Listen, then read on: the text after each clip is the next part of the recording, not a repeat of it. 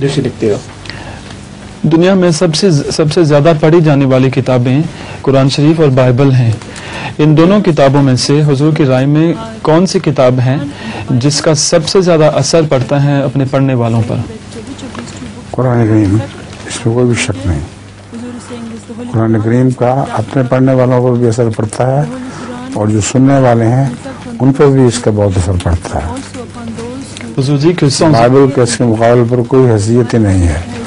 दूसरी बाइबल इतनी पढ़ी भी नहीं जाती जितना आपने कहा है। बाइबल की रोजाना तिलावत कोई नहीं करता, मगर कुरान करीम की तो रोजाना करोड़ों लोग तिलावत करते हैं। सवाल है कोई? मेरे ख्याल में अब सब सवाल कोई सवाल नहीं? एक है जी। हाँ, क्या कौन सा? शुक्र है। आप लोगों के पास सवाल कोई नहीं होते, क्या बात है?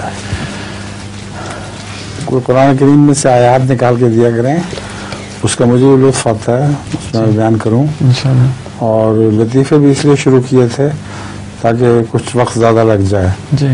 मगर अब सवालात तो ख़त्म होते जा रहे हैं, हमें क्लास तो नहीं बंद करनी चाहिए। जी। लोगों से पूछ लिया करें सवाल। हमारे हयात साहब मरहूम बहुत मेहनत किया करते थे सवालात के लिए, लोगों से पूछ के तो वो सवाल किया करते थे और वो कुरान करीम के मुतालिक बड़े बड़े उलमा से मिल के आयात का गहरा मतलब मालूम किया करते थे।